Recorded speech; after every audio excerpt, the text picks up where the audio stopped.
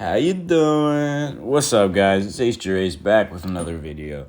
Today we're going on a dangerous journey downtown to the worst section of Los Angeles, infamously known as Skid Row. Skid Row is a section of the city which has a standing reputation for the worst homelessness crisis in the country. There are an estimated 5,000 to 60,000 homeless people who live here in the streets year-round. The conditions are horrendous and often deadly.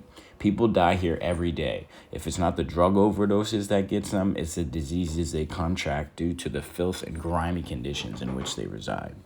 Estimates by the Los Angeles Times concludes that over 95% of people living on Skid Row suffer from drug addiction and/or a mental illness. There's little assistance to make real change due to the lack of mental health services that are available to these individuals, so they don't receive the necessary help they need to get clean and off the streets. Skid Row is approximately 4 square miles. It's about 50 blocks and resides in the 90013 area code in the heart of the city of Los Angeles metropolitan area.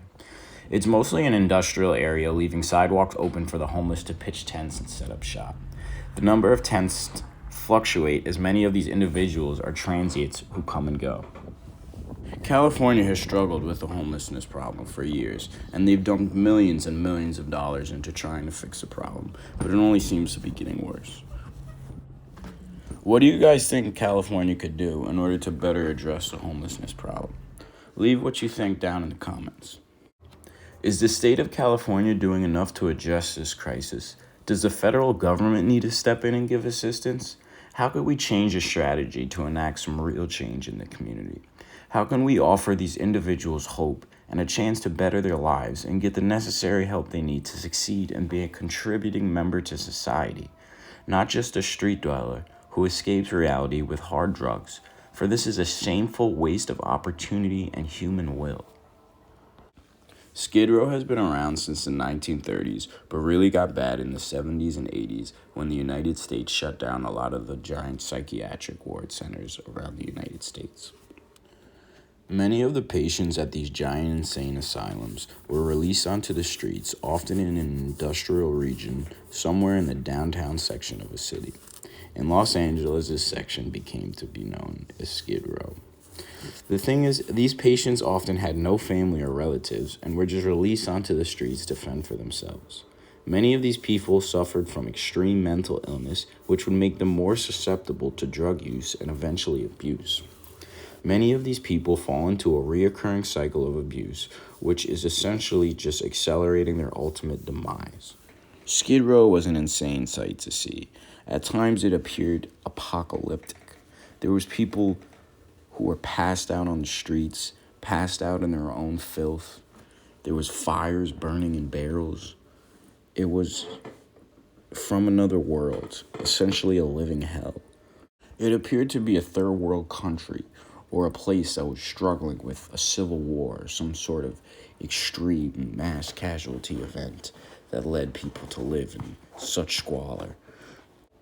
It is hard to imagine that a place like this could even exist in the United States, given that we are by far the richest country on the planet and have an absurd number of millionaires and even billionaires in this country.